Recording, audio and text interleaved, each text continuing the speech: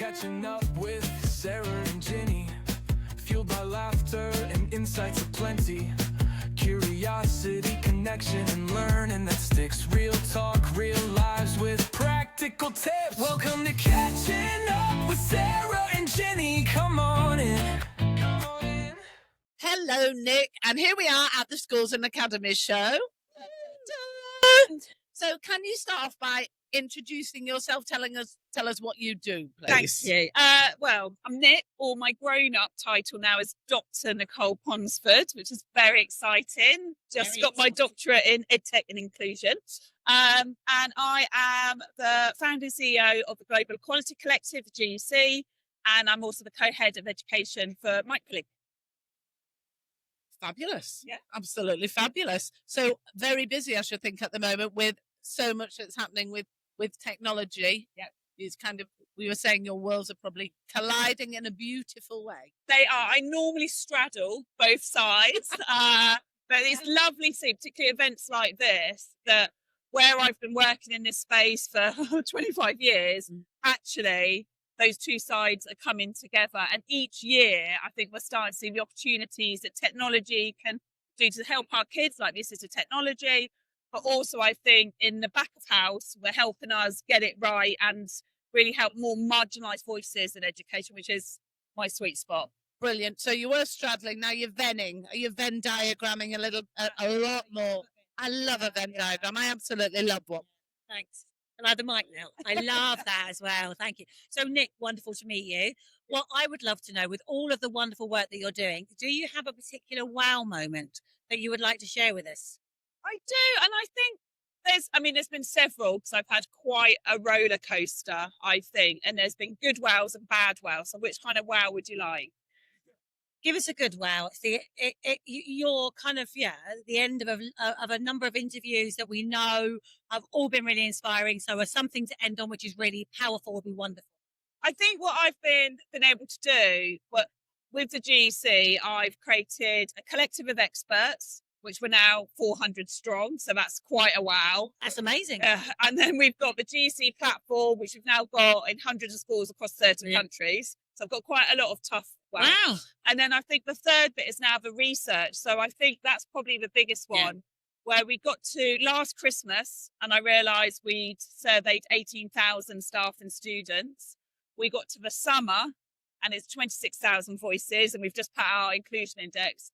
And just this morning, we've got to 32,000. We've surveyed nearly 20,000 students. That's amazing. And 12,000 members of staff, with a whole new way of looking at SEND and looking at, how we can better serve the people in our building. So that's probably a big wow moment. That's a huge wow moment, Nick. And I'm going to be looking a little bit more at all of this. So thank you for this. Love it.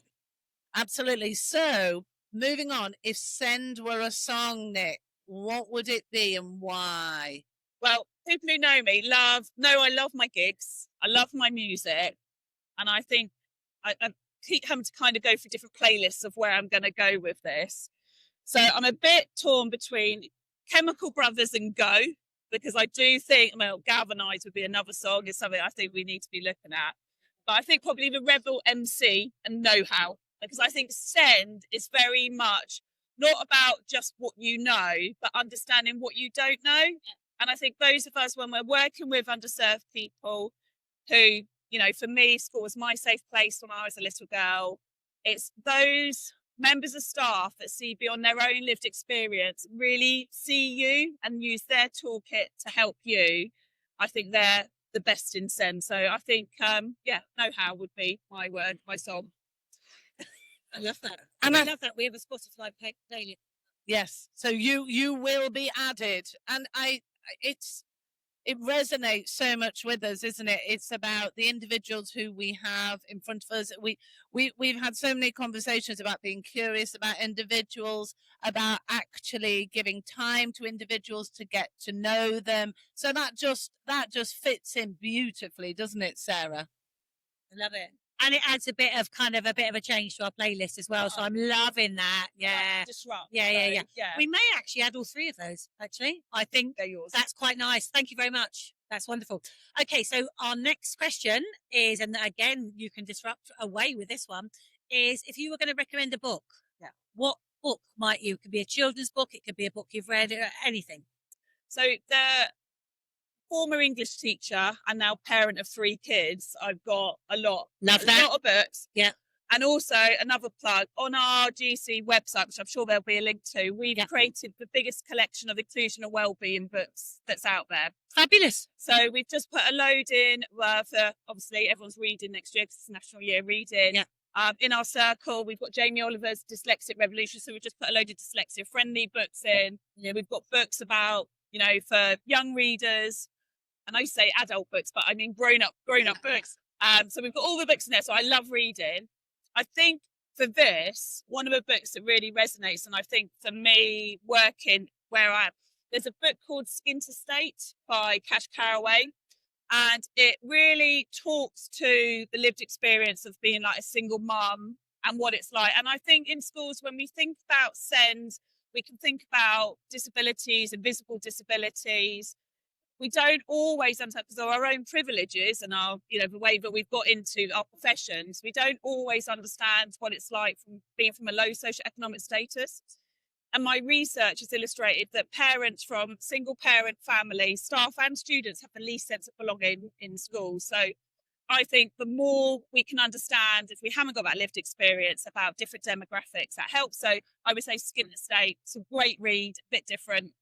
I'm loving that. I'm loving that. And also that sense of belonging. I think that is so key. I think that's something that with everything that we're working on. So thank you for that, Nick. I am just now another few songs and books to find out about and to keep us busy later, Ginny. So wonderful. But thank you. Thank you so much.